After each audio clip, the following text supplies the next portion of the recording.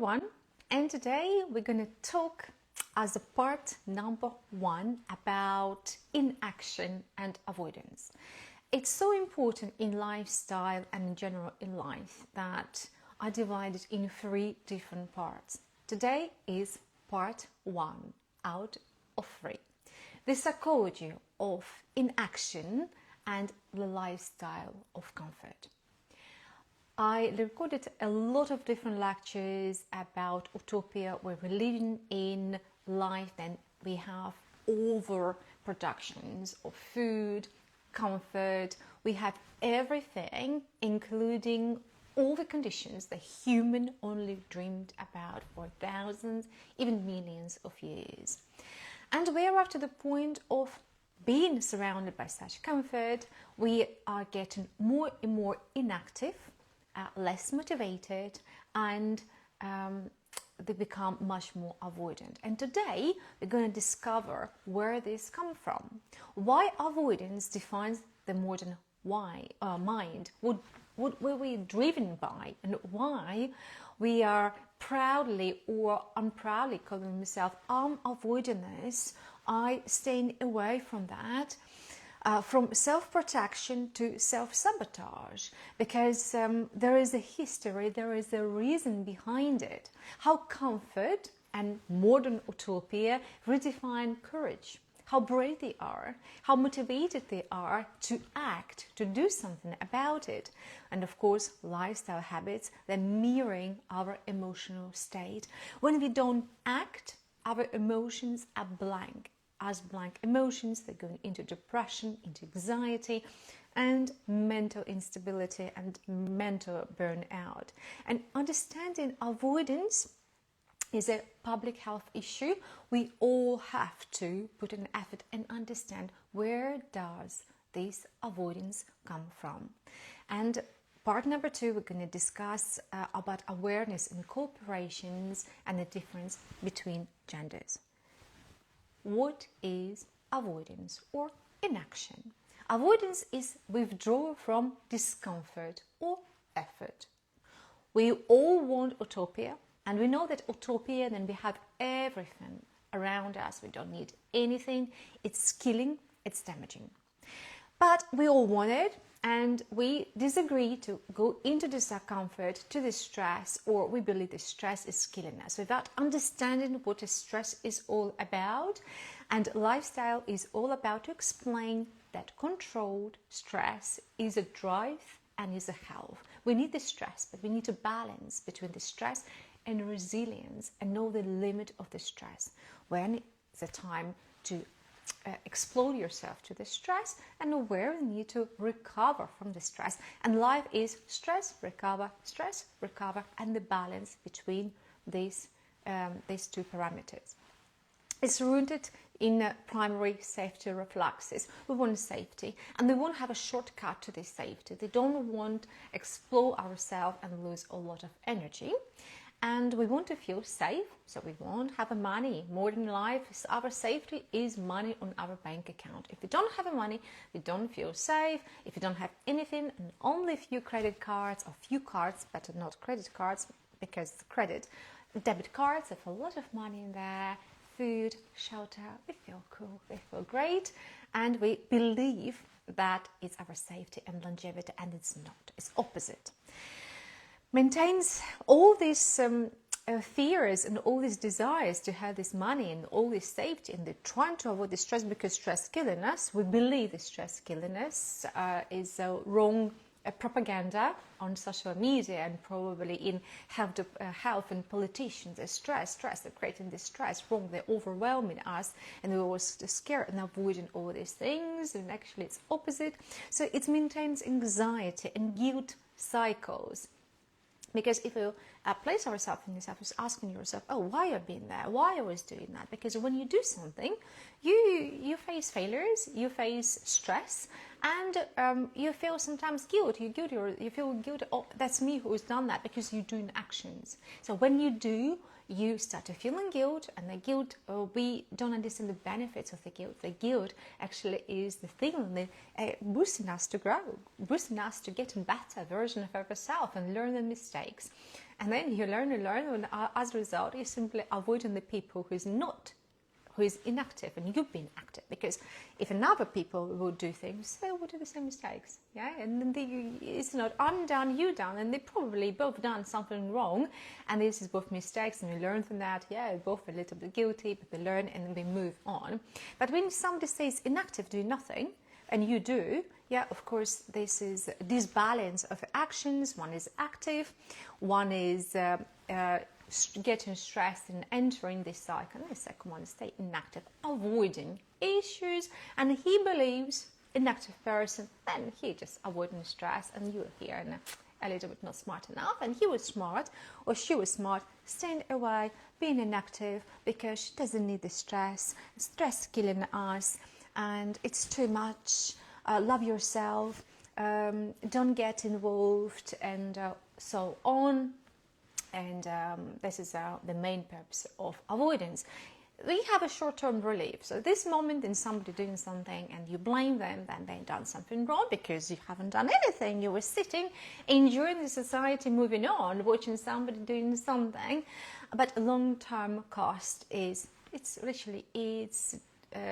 stagnation, it's end of life, and is metabolic issues where majority of us is a pandemic of these issues, and there is a lot of roots where we need to pay our attention, and avoidance or inactivity is one of this main root problem of society. It's not only my problem, your, whatever, it's society that every single of us, every single citizen, the person on this earth responsible to become active, stepping in, and don't be scared of stress and doing wrongdoings. Well, not wrongdoings in terms of results of mistakes or guilt or other stressful events. Let's talk about neuroscience. I love neuroscience because neuroscience extremely advanced in the past 100 years, and we have so many answers, and they rely on the lifestyle, to psychology, to and our daily lives, what's happening. Why by avoiding things? Because we have very important part in our brain. The called amygdala is a center responsible for a fear that trigger threats. And of course, human, they don't get somewhere if you know there is a crocodile, there is a snake, so there's a lot of danger in there. We usually, for safety reasons, they're avoiding this area normally because if you got there, they have a history of genetics in recorded. They know that might be end of my life, and I have offsprings. I need to feed them, I need to take care of them, and we are avoiding danger. They're trying to learn and passing this knowledge from generation to generation for survival, right? And it's normal. And they have prefrontal cortex or brains. Human brain is much more developed comparison to other species, when we can see future and they remember the past. So we remember very well the past, and I've been there before, that was a danger, I feel unsafe, or my fear center has been activated, so I feel unsafe. And then based on that, we're making decisions. Avoid and suppress amygdala attention via relief loop, and when you don't go there because maybe you heard something and they think they say don't learn on your own mistake, learn with somebody else, yeah. And they say inactive because you listen news, you look or watching social media, and there's a danger everywhere because danger make us alert 4 or 5 times. Bad news, danger, and alertness firing up neurons in the brain 4 or 5 times more, even up to 6 times more than good news. So somebody's saying you're positive, something good happened or something bad happened, we're more paying attention to the danger. And as a result, marketing people, politicians, society understand that they don't need you bad news to alert you, and as a result of media and availability of so much information they provide on us, of course, to get our attention, it should be something fearful. It should be something they get alert. And as a result, our avoidance psychology accumulates because up to marketing on all this media expressing in the getting exposed to such invisible danger and fear up to 300 times per day. If you notice you have an avoidance, you have to take an actions. Don't be dismissive. Don't be avoidant. You have to take actions to switch off this bad negative news, or cover one negative news with 4 to 6 positive news to finally get active and having benefits to move on. And of course, this dopamine reinforced escape of reward. So you know, if that will be long term, you have to work long hours, study a lot of things, and reward still far away, 1 month, 2 months, 3 months ahead, and you want reward right now, and it's not happening, you actually decide it's better not to say now, because if I'm going to sit on one day in the diet, I'm probably not going to lose my 10, 20 stones what I need to lose, and your motivation is quite low because reward is quite far away and you're not sure what's going to happen within this time. Chronic stress increase avoidance reactivity, and the stress again the stress, this is what we call the stress. We need to separate the stress and find the benefit stress and balance the stress, and this is linked to our inaction to the stresses, because we don't do anything in the stresses, and we don't recognize where the stress come from, because they're hidden by overstimulation, being overcluttered, overwhelmed, and inactivity. Yes, the less inactive they are, more stress we get, and this is the loop. And you think more you do, more stress you will be, but actually it's not always the stress.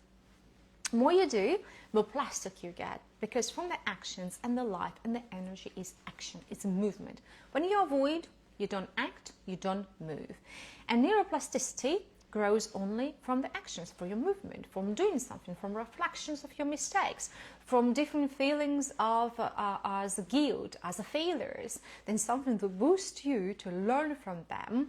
And neuroplasticity allows retraining through exposure. So if you're scared of something, the only treatment of fear, of avoidance, is exposure therapy. If you fear that, you by your own will explore yourself under micro concentration to the stressor, and within the time get resilient and you not respond to this stressor anymore. And of course, we can hire a lot of different psychologists, therapists, spending thousands of money, a lot of money, let's say, and hardly get there, or you can do it by your own strong goodwill by yourself. And I motivate you, do by yourself.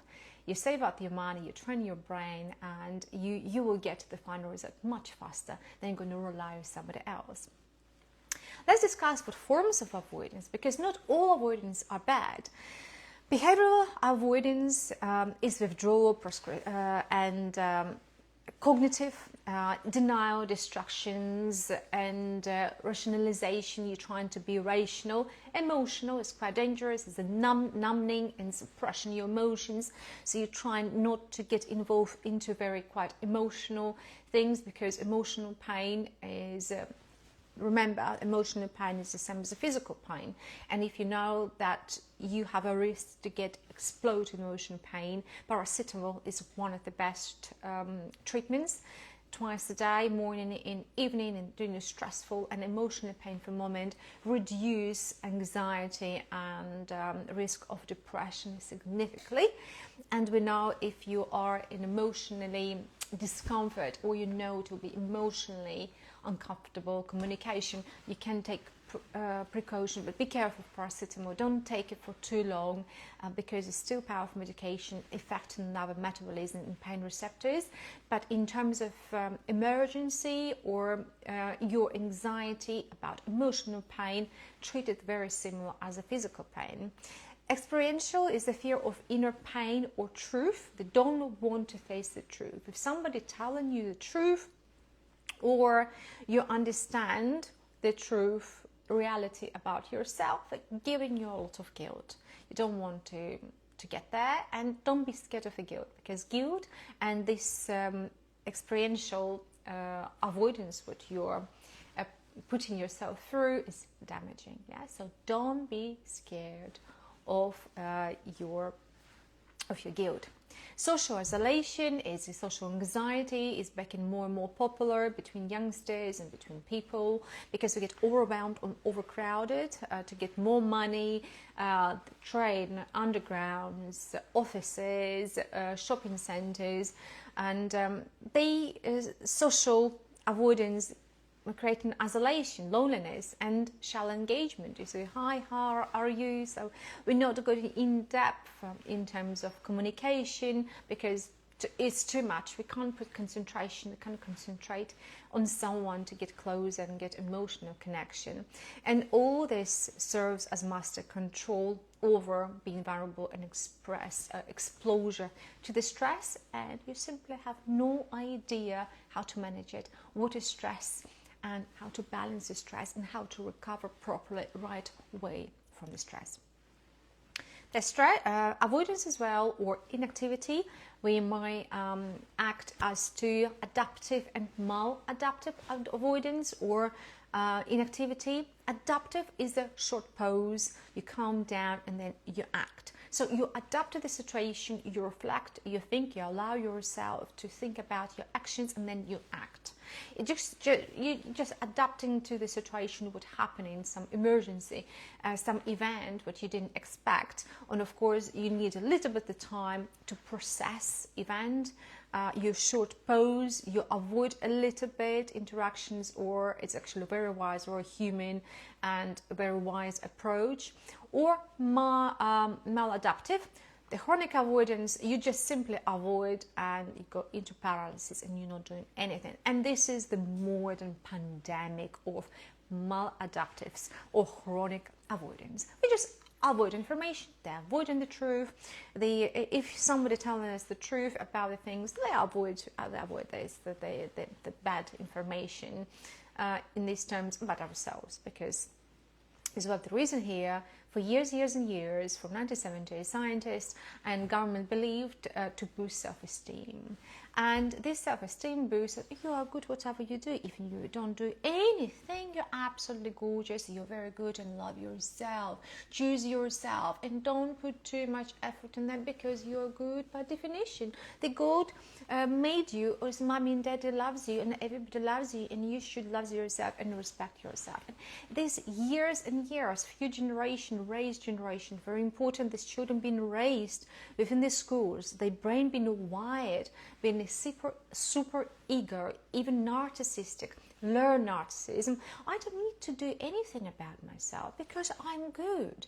And generation being raised, this generation now around in their 50s, 60s, and they still believe they don't need to do anything because they're good by definition. Not everyone, please. I'm not saying that all the generations in there, but that was a mistake lasting, and the way how Western world teach the children, boosting their self-esteem. You can do that, or rather stay in terms of making big changes in themselves, accept the way who you are, love yourself. And this tendency still exists. Yeah, so choose yourself, love yourself. Yes, we should love yourself. We should have a self-esteem, and self-esteem is super important. To believe in yourself, to believe in your strength, you have to do something about it. But in some occasion, and for some people, such approach got very negative effect and bring this to pandemic of people with avoidance. And what they say, I'm avoiding here and there. Okay. So maladaptive is a chronic avoidance. There's a lot of factors involved in Western world that being boosted deliberately by politicians, schools, and society.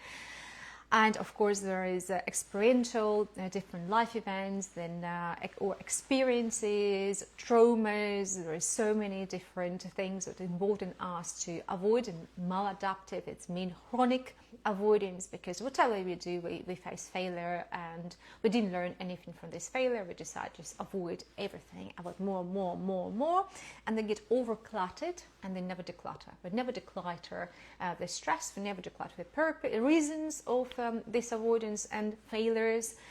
We believed that there is nothing we can do about it and stay inactive, and this is avoidance all about. Avoidance is maintained by internal reward, because we don't believe if I will step on and I start to do something, I will be rewarded, or somebody will reward me. If I will do something, the government will notice, my family will notice, and somebody will appreciate, or I will get any beneficial financial benefits. And modern society, we want to be rewarded now, right now, but don't really believe in what's going to happen in 10, 15 years, because we're changing so fast and we can't even predict. Our brain not strong enough. What's going to happen in 5 years' time? How artificial intelligence, robotics, and AI will take and boost over, and it's very hard for us to adapt, to see where we're headed, where we're going, and going too fast. So of course we need to encourage and be courageous, more brave, and learn and respond to the discomfort, even to these feelings, the fear of upcoming intelligence and uncommon, probably possible future stress. We're anxious nowadays about AI, where it's all going and how it might affect on us. So that's why we should take actions. We should all of us on individual basis should learn and become more active and proactive. And his goal here is transform escape and avoidance or inactivity to conscious action, regular actions. Experiential avoidance was introduced in 1996. It's quite new. Of course, it's avoidance of inexperiences. They cause us suffering, so we're avoiding people who are telling you they are not being good enough. They are avoiding some sort of feeling, they feel guilt, then avoiding the pressure where if some manager telling you that you need to perform better, or notice some bad performance or something happening, they're trying to avoid the job, we're avoiding events, and as a result we get into depression, go to the doctor, they're saying they can't perform anymore, you can't sleep, you can't eat, you're distressed, you got your sick pay, sometimes you're getting into getting some medication to get out of that, and then getting into the inactivity. And actually we should all, including healthcare professionals, should change our strategies. You say, this is what causes your suffering, some event, some stressful event, you feel guilty, and as a result you go to the stage of avoidance, and you're getting into the stage of inactivity, and the stage of inactivity causing you anxiety and then depression. So anxiety and depression is inactivity to the stress to resolve the issue. But modern medical approach and societal approach is wrong to that, causing this pandemic. We have to, one by one, people who are in this loop already inside this bucket, one by one, we should learn how to exit by yourself. Don't wait government, healthcare professionals or somebody else will drag you in. No, nobody physically can do that even if you need it. They give you medication, they're not going to resolve an issue. You start to act. You take one thing, you do something, and then you get out of this bucket. It's like two little, I don't know how to say it in English, it's the two little frogs jump into double cream, and one frog said, oh my god, I'm in the bucket of sour cream and there's no way I'm gonna get out of here, and sank and died. And the second one said, no, I will do something about it, and he made whipped cream, made butter, and jumped out of a bucket. So if you say nothing is possible, I will die, there is no exit, I can see there is no light ahead, and you stay inactive, you sank down and you die. Or you can stay active, do something about it, and you'll make your butter and you escape out of the bucket. And this is our responsibility, to stay active, to do something about it, and don't expect someone to come and save you with some magic pill, and this pill does not exist. So avoiding emotion is avoiding growth. So yes, you have a fears. Yes, you have to learn how you're going to go through this fear. First of all, is action. Is a tiny little exposure, micro exposure to toxic, something to the fear. In this case, that's saying is your fear, is your discomfort, is the stress, and tiny little daily exposure will build your resilience and make you stronger. Emotional pain compounds and emotional pain as well gets suppressed, gets improved when you expose yourself to discomfort. So you know, oh yeah, there's discomfort, but I'm absolutely fine. You build this resilience. And of course, key driver of anxiety, addiction and depression is an activity, as I said. Be this tiny little frog, you're very active and you make from sour cream, whipped cream and then butter and you escape this death bucket, where majority of us right now, a lot of huge concentration, a huge percentage now in this death bucket. Part of them will sink down to the death, sadly. Yeah, and be the one who stay active and who make the whipped cream, butter and escape this death bucket. And I'm here for you to explain what might be done. Is not a month, not two, it's a year or even up to 10 years. Yes, be ready. If you're age of 40, 50, allow yourself time around 10 years. Yeah, pain faithfully dissolve faster. So if you accept that and you do something about it, and then you will get there. Avoidance of maturity and responsibility. This is another big topic. Modern avoidance, fear of adulthood and results of adulthood. We don't want to take responsibility. It's a comfort culture, reward, and we want to stay child and our social culture support, and children staying longer and longer with their parents up to age 20, 25. There's a standard because of living standard and cost of living goes incredibly high. And freedom as well. We want with freedom here, we think if we are free, not linked, we don't have responsibility, we are free, but it's opposite. It's that's mistake. Is a huge propaganda of media, I would say, or some use that freedom is mistaken for no responsibility. Is opposite. True maturity is emotional self-regulation. Then you take in responsibility. Then you cognitively responsible by your own good will entering into this responsibility. Then you're responsible for your health, not society, not healthcare professional, somebody will come and give you a magic pill, scientist and healthcare professional, but you are responsible to do something and take your health into your own control. And avoiding such maturity and responsibility is our bringing that discomfort to others. So we put the pressure on healthcare professional in the systems, and as a result they start even abusing the system. We're asking for the help, they believe in us being inactive, they're trying to stimulate others to be active to save us of this bucket of the death. So they create a lot of noise in social media, they create noise around there, there's somebody else go and act to save me from my death bucket. But it's not going to happen.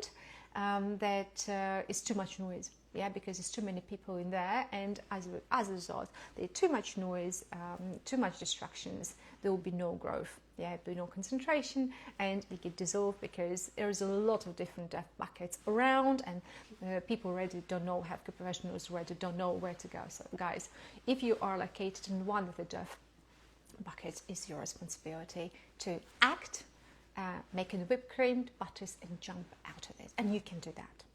80% of the people can do that. And they're strong enough, they are flexible enough, and they have all the resources to do that. They only need to find motivation and start finally doing that.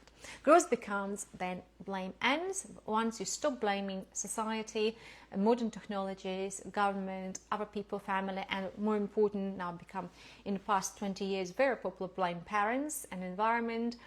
Scientists said a majority of children dislike their parents, and I would say 80-95% children don't want to be similar to their parents. Yeah, whatever good they are, that's normal. Whatever it is, you will blame your parents. Stop blaming society and history. We are now where you live in, and you're responsible for your actions, not your parents. They did, and they've been responsible, and they're still responsible for the actions, for the life they did, an environment. And they got the parents, and the parents, at this chain goes, millions of years back, at least 40,000, this is the chain comes. It's a lot of things, a lot of people to blame. The culture of comfort where we're living now, of course, not beneficial. Utopia all around us, and technology remove this friction and natural resilience training, because we need less to do and act less, because more and more things they're doing for us, so many different things, and they like that, they enjoy it. You know, that by nature we want to save up this energy, and it's normal. We need have a good reserves, and I agree, that's absolutely normal. That's why we're so smart. We're trying to always find this shortcut. We are lazy because we're trying to do less, save energy, and this is normal. But for second part, you should know the limit. Overload yourself with activities, not good either. But what is hard for us to balance the stress and recovery from this stress.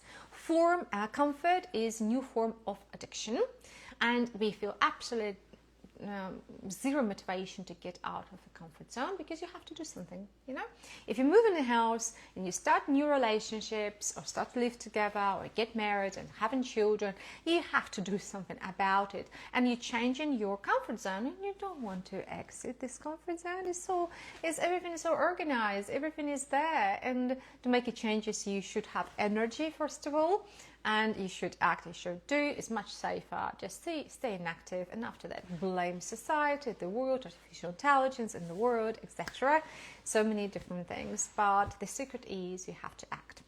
So safe spaces become avoiding zones.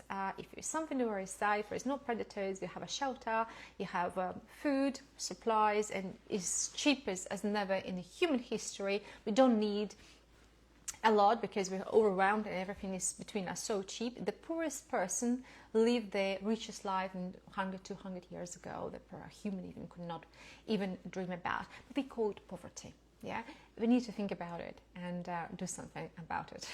So probably majority of us even not experience the poverty on the sense how it was years ago, and to suffer than humans and the other entities were going through. Convenience numbs the purpose. Yeah, so when we stay inactive, we don't see the purpose. Civilization evolves, and but our nerve system and activity of us regress, and as a result, we go into decline. We know one part we're overpopulating, but in reality, we're going into decline. And this decline, if we continue this way, will continue.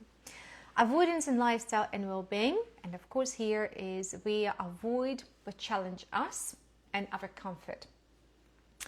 We're avoiding sleep and sleep patterns. There is will be more recorded lectures about sleep, because it's super important, very important, and the way that because we become less active, they're less tired during the day, we sleep less.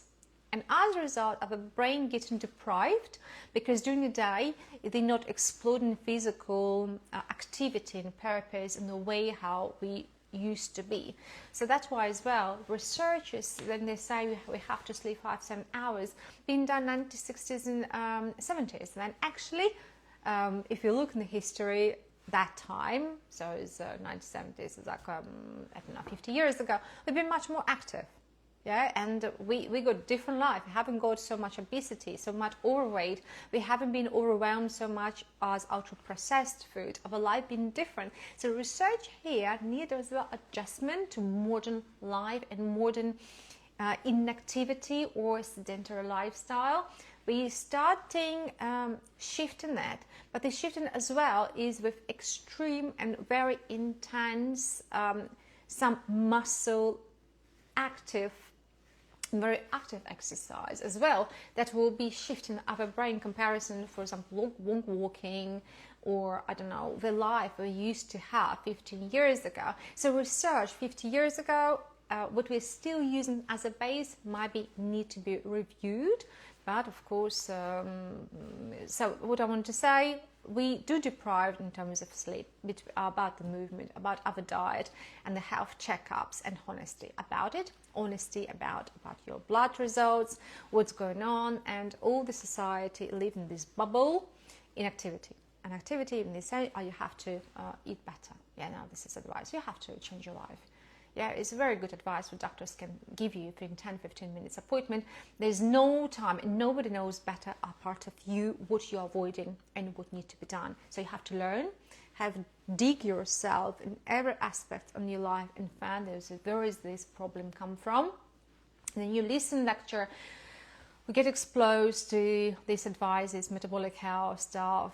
Remember what you remember. Try to record what you remember or what you want to record, what is relevant to you. This is the direction to the problem, because unconsciously you know the problem. Actually, you know everything between us. You just need to write this down on a piece of paper and finally accept that and make a step. Don't avoid it. Don't stay inactive, but do something about it. Discomfort tolerance predicts well-being.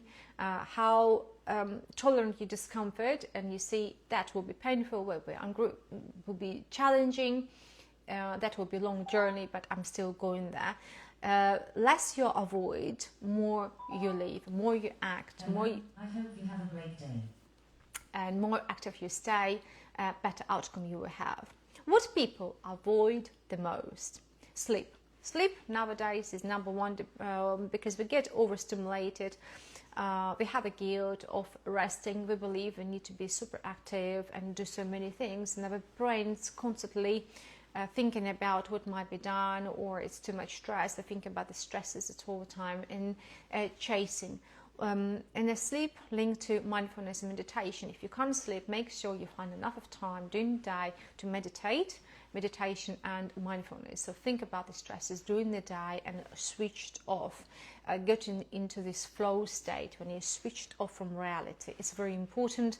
Again, if you sleep is pandemic and probably there's a little bit overlooked in terms of modification, in terms of other physical activity in your life, comparison to 50 years ago when the sleep scientists, 1960s, then they start to learn more about different cycle, the stage of a sleep, REM cycle, and sleep clinics taken over. So, but this is attention, and how we're going to resolve it, it really depends on so many different factors. The second very important factor, exercise, was linked to the sleep. More you exercise, more tired and exhausted physically you are, better sleeps you will have. So they all link. If you don't sleep properly, you won't be able, you don't have energy to exercise and act. So all these, vice versa, they all linked. We need to balance and movement and the sleep, and of course nutrition. We are what we eat.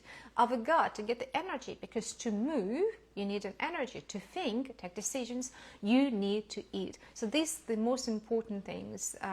First, still thinking where to start probably is a rest. You need to rest, and then nutrition to get the energy, glucose for your brain to think. Without proper energy, without proper fuel, we're not gonna run. If you don't have a fuel in the car, it never end. If you have flat battery, it will stay flat. You won't be able to move. So to move, you need to recharge the battery. It's asleep. And put the fuel, they're like hybrid, yeah, so we're working in both ways. The recharging batteries during nighttime, and we fuel ourselves with food during the daytime. And of course exercise, and then check up to see how you feel working, you know, is your engine is fine. The MOT, your car checkups once a year, you should do the same, because you don't want to explode, you don't want to break down in the middle, creating a disturbance for others. You can't drive your car if you haven't done your MOT in place. But why? You're driving your own life. And they don't have a law for example, or you can't get a job because we don't know what's going to happen with your life. And then you fix XYZ and then you come into work because you're dangerous. You might explode, you might break down in the middle of nowhere, you distract all the processes. And I think this moment can start and kick in terms of employment, because we have a law. Once the law will be enforced to do the checkup once a year and to fix your issues. So you have an issue here, we see, oh wow, okay, they give you half a year or something, you do something about it, and then you get your license, you can drive the car. If your car is too old, and broken, all the parts of your car are broken already, you can't even get the assessment, then probably it's you have to change your car or keep it in garage without movement at work. And these times I expect might come in quite soon. in law enforcement for your health. Take responsibility and find the resources and the options how you're going to repair yourself, what will help you to find where you need to be fixed. You go and you fix coming back and you say, yeah, now you're not explosive, you're not toxic, you're not leaking all the parts of toxicity, or you're safe for environment, and now you can drive, you can enter society, and we're sure you wouldn't be antisocial. And don't be surprised if that kick in quite soon, if in reason maybe 10-15 years, once all that will get regulated, and put the responsibility in your own hand and finally do something about it. Not saying to MOT and saying, oh, your car is broken because you're not taking care of that, you're disrespectful, you're driving, hitting every single curb, you're going too fast, you need to slow down occasionally, because there is a danger on the road, you have to be careful, you have to watch when you're driving, because you're damaging your car. And at the moment, we're doing all that, and they're asking government, go and fix my car, I have here broken, I can't drive, I can't do this and that. So it's wrong, and I'm sure of the journey for the life in the societal world will get at some point in future that's going to happen, and you should stay prepared and alert and know this is coming. Don't say, oh, nobody told me. Yes, we're talking about it. They're spreading this information. It's on the way. So get ready and learn next generation, your family, your friends, your environment to be ready, and be one of them who drive the car smoothly. And with your own way, repair yourself and maintain yourself in a good state. Emotions, of course, is so checkups. We are scared of that because we have a fear and they have a bad news, and we are lazy because we need to do something. Somebody telling you and you're informed about it, you have to do something. I'm avoiding it. We don't need it there. They better explore here, explore there, and fine. Okay, sorted. Emotions, of course, fear of truth and rejections. If they still don't have a culture, then your family don't know how your spouse is going to respond to the bad news, and this is a huge not political, it's a question of moral question, what we should know and sometimes what we shouldn't know, and connection, fear, and of vulnerability of the loss. You might lose a lot if you find out, and sometimes you prefer to go smoothly and enjoy your life, but you need to know how to drive your car in this on your journey, on your path.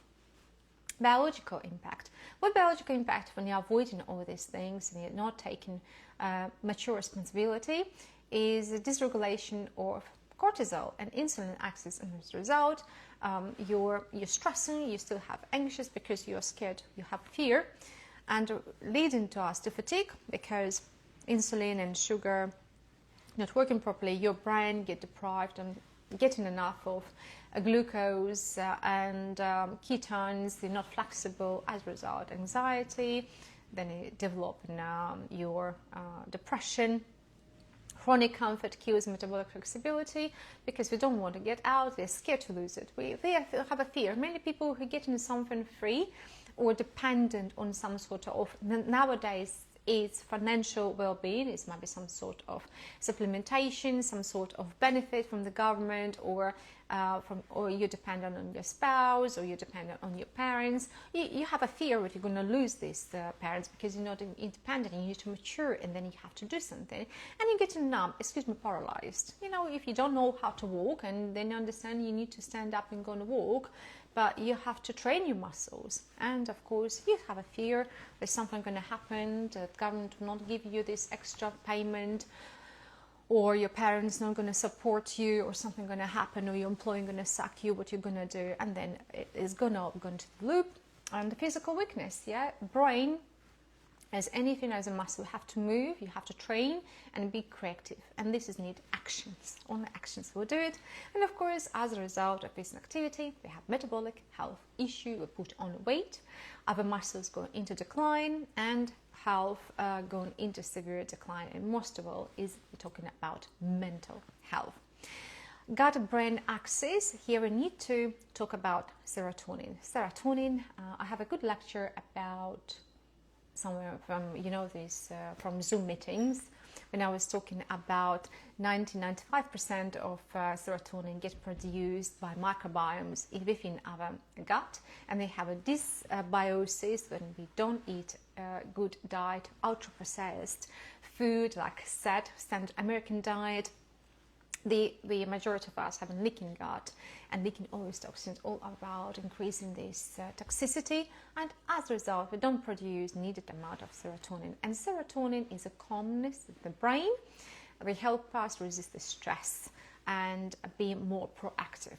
And the sad news for the women, I'm sorry to say you that men have 52% more serotonin. That's why they're more stress resilient, they're better in stressful situations, they're more proactive, they still have this courage, they take new risks comparison to women. So there is a difference. So don't try to get the same results. Women and men, they are different. And women, we still have other beneficial like estrogen, oxytocin. They have a different calming routines that keeping us going.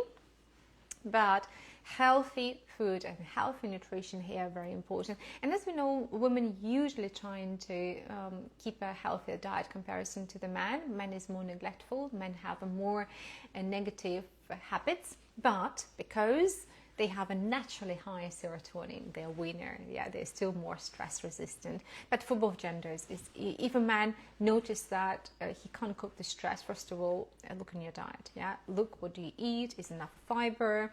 Is enough of fermented food, omega-3?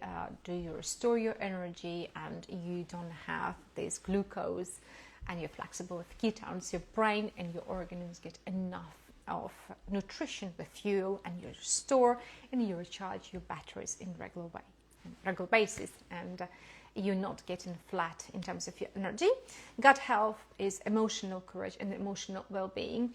They have a GABA as well. These are calming, and with a good microbiome test, you can test it and see what's going on in your gut. If you have dysbiosis, you should take reasonable actions to treat it, and maybe reduce the red meat or decrease something, increase something, and taking actions, lifestyle and movement always help with that.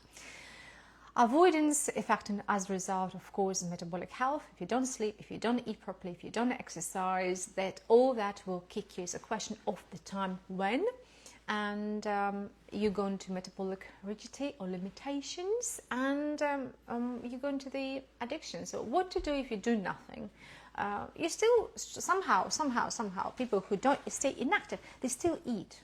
The question is, if you're not active, you sit in computer while you eat. How about you stop eating? And sadly, I'm not talking about that we stop eating, not. But usually, what happens, people stay inactive, but they don't forget to eat. They eat too much, and as a result.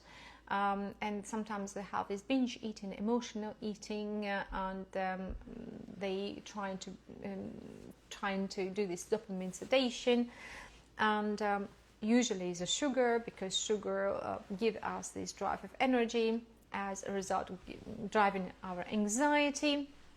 And then anxiety and the sugar and all these changes increasing our inflammation, pro-inflammation biomarkers, and then we get obese. They have too much fat, and obesity as well, person to person varies. And BMI, it's not the classic understanding of BMI. You might be overweight and you have already impact as obesity, negative impact on metabolic health. So you don't need to be obese to have severe side effects. That is really linked to your genetics. You might be in the border even to be overweight. You might be still even in the normal healthy weight, but for you, genetically purposes, some cells might send this information biomarkers. So weight in here is not necessarily the very good sign. Is location of your fat and your inflammation biomarkers might be the signal that it's too much. And obese people will have more usually.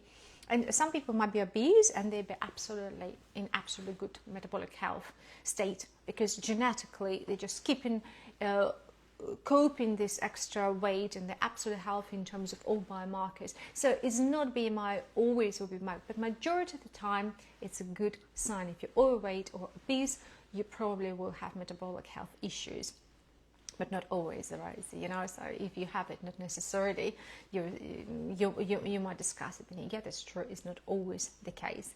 But you should always try to face and put some effort to reverse and prevent any possibility of disease. Even if you have a risk, I think it's reasonable. Because in avoidance pandemic, or being inactive, not taking reasonable stage, bring us to issues like avoidant attachment style. We're seeing more and more here, and then 22% of adults claiming they are avoidant, and avoidance is actually learned avoidance. We just learn without that I can better just avoid responsibility, and as a result bring us to loneliness, and loneliness is one of the biggest, strongest killer in the shortening and shrinking of a life. And 22% is loneliness, and this is avoidance of relationships. This is the same as smoke 1 pack of cigarette per day, so it's even worse than that. 35% of people chronically deprived in terms of the sleep. They don't charge the batteries in full, so they don't have enough of rest. 68% of the people avoiding the truth, they're avoiding hard conversation. 40% overweight, even more, 40% overweight and 25% obese.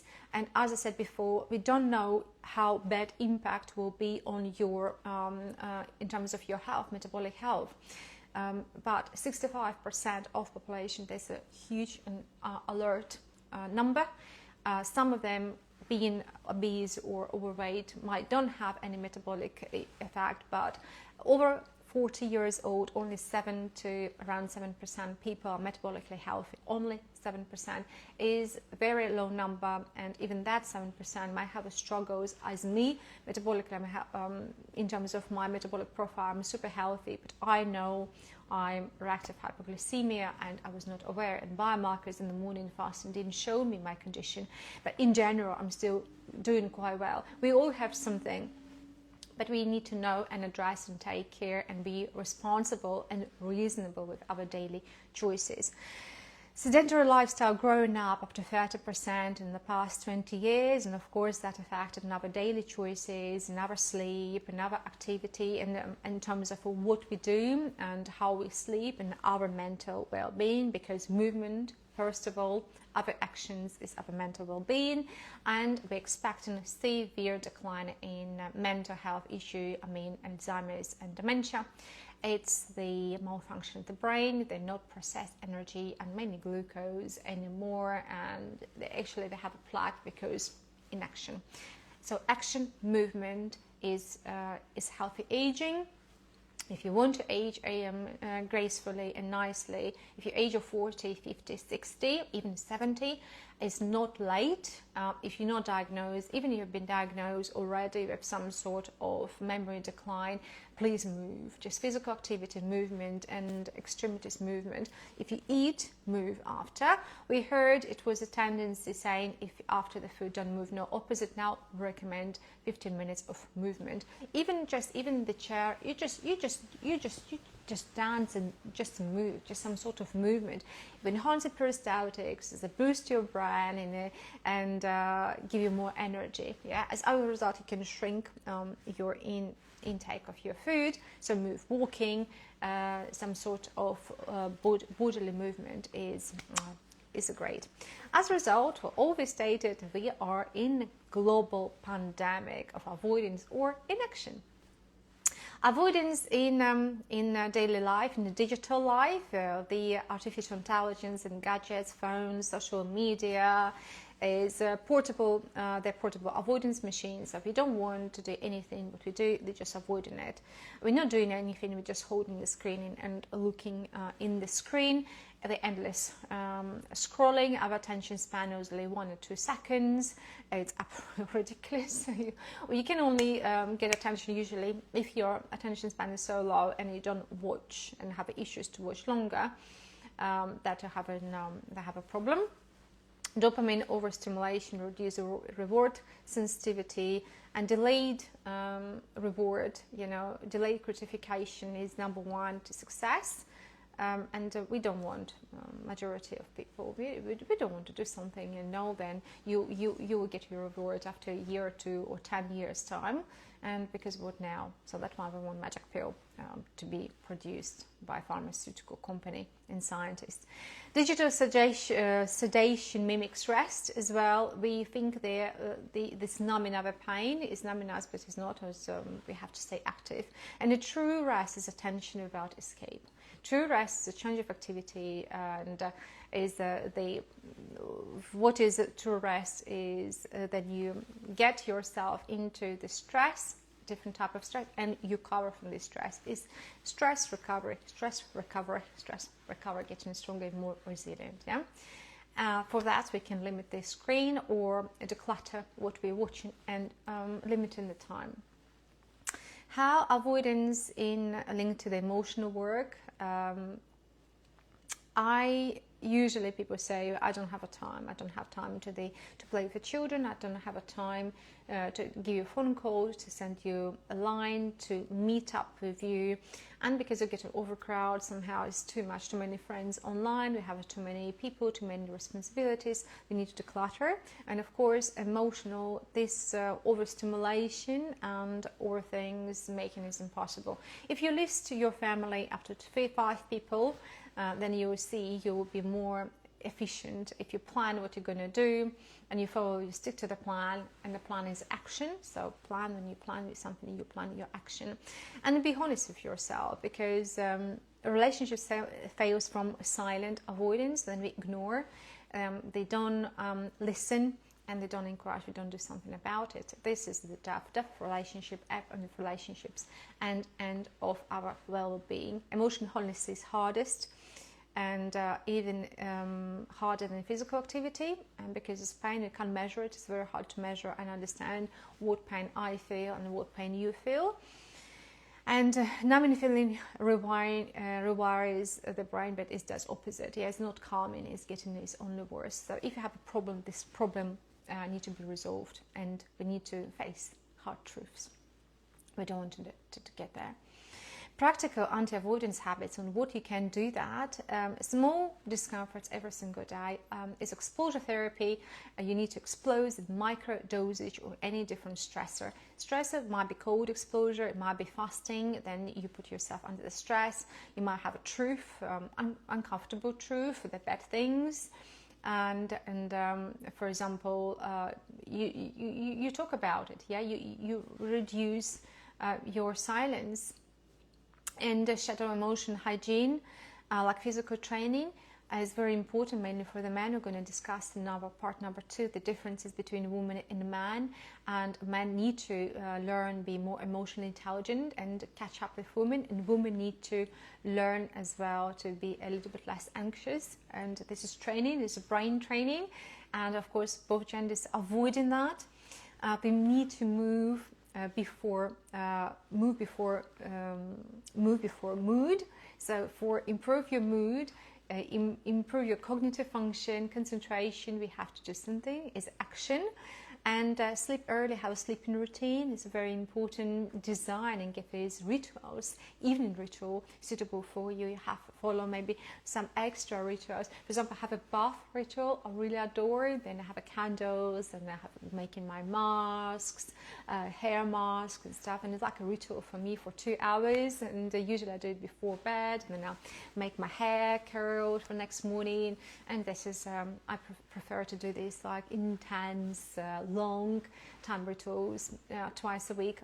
You can do something what's suitable for you. If you're man, you can do something more masculine. If you're woman, you might have other things, but make you feel better. You can visit spa, hairdressers, or something. Or get some evening rituals, or have a preparation of your favorite meal, or some light meal, or a movie, or some sort of meditation. I don't know, or some little game or play or something. So it will be up to you.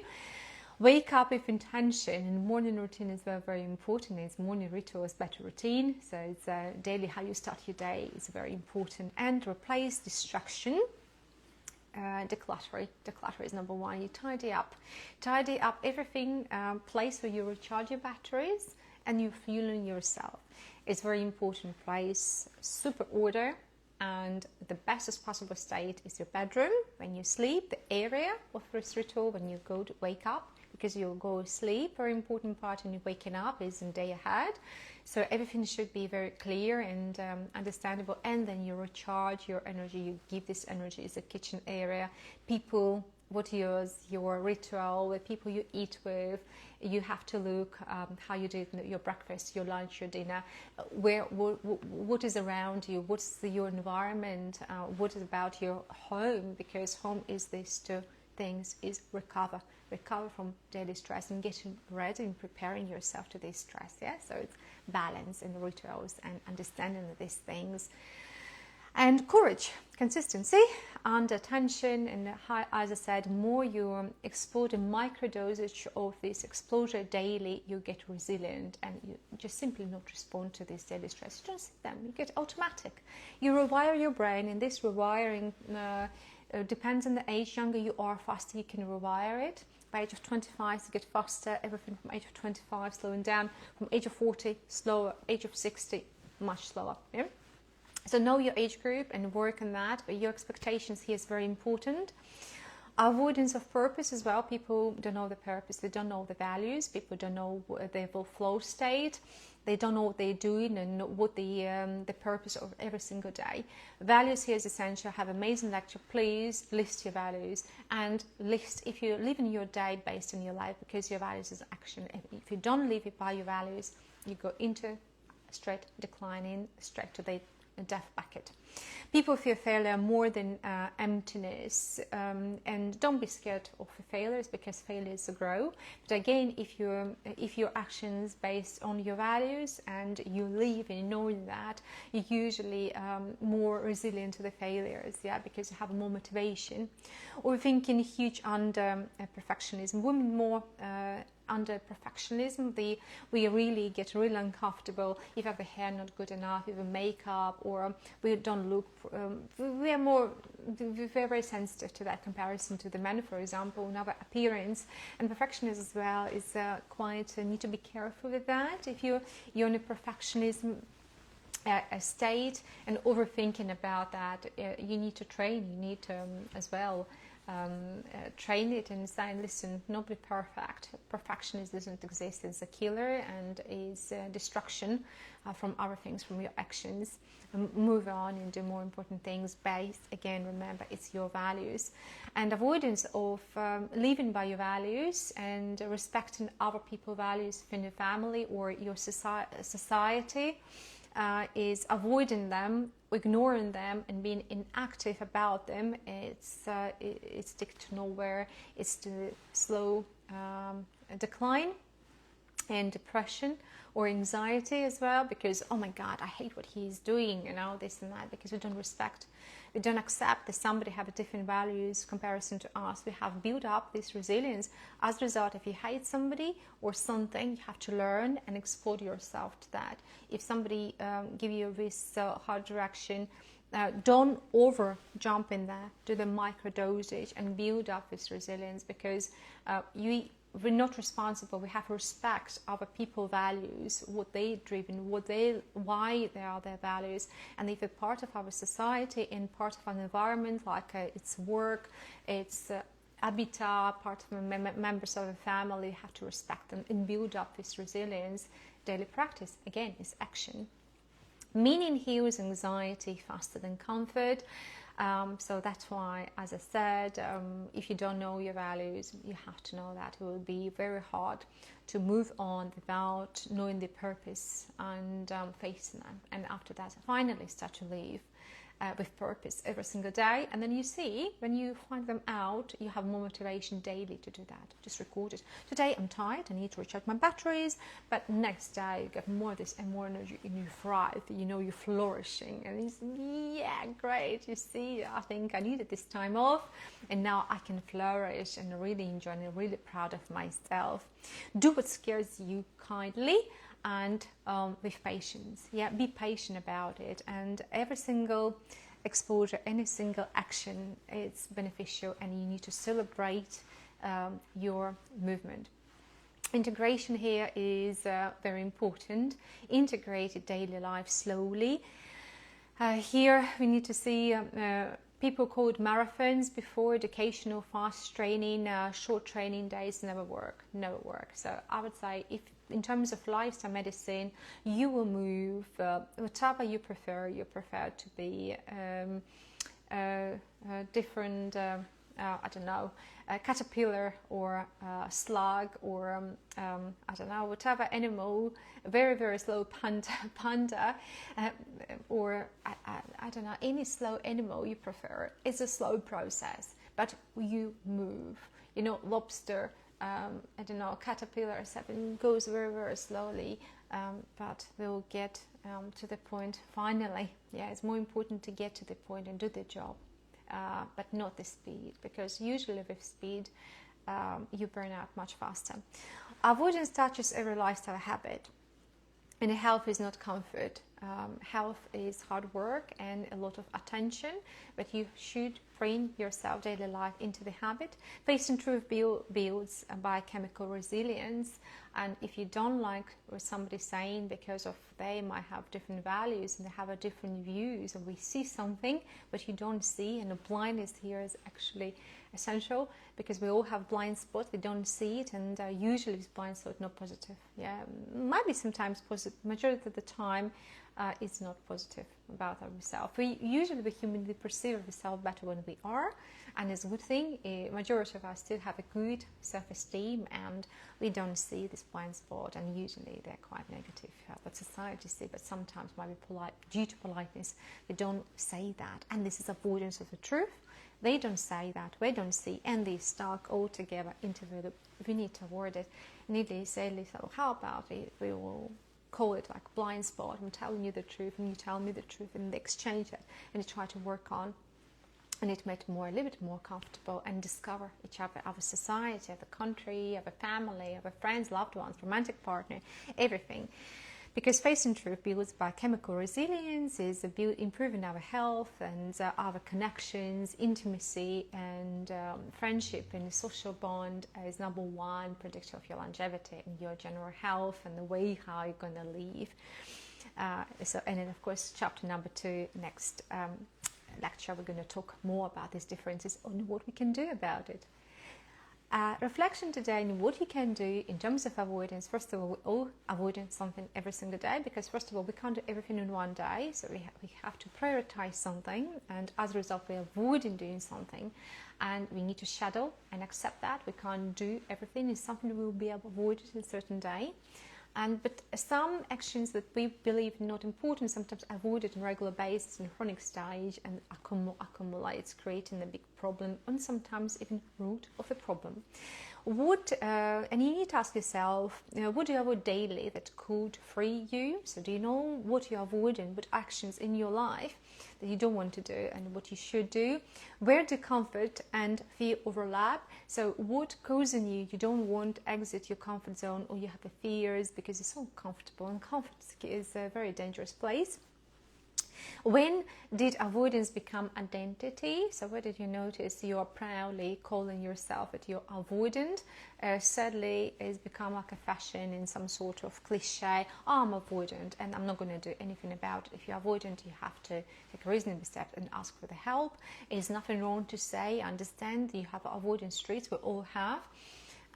But we should not claim it as a control manipulation. We should claim it and listen, I need your help and support because I have tendency, I'm avoiding XYZ. Can you support me in this, my journey? What's your avoidance? And let me support you in and boost your avoidance, and together we can move on together. Yeah, and that will be amazing friendship and bonding and longevity and change of our society. Because maturity is choosing growth. Yeah, maturity is not only, of course, it's starting with ourselves, but when you're growing and you're strong enough, give the hand to your relatives, your loved ones, and help them to grow together. Yeah, and together we can get out of this death bucket one by one, and help by help. You share your experiences, and the humans, they're kind. They're very kind. They're very helpful. They are very sharing. That's why we progress so much. And in modern society, what we have done with progression, and we truly believe it is a good thing, and they truly believe it's still in the right direction. We have the fears, modern fears, and they have a little bit the lost, if you like. But I'm sure together with mutual support and the knowledge and the spread of good information, we'll get out of that, and we will get stronger as never before. Every small actions rewire biology in making us stronger and better. So avoidance dies when curiosity and action begins. So that is what's for today. Please make your list, share it, and don't be scared. Face reality and the truth about your avoidance. We all have it, and we all should act about it. That's it. Till part number 2 will be even more fascinating. And see you later.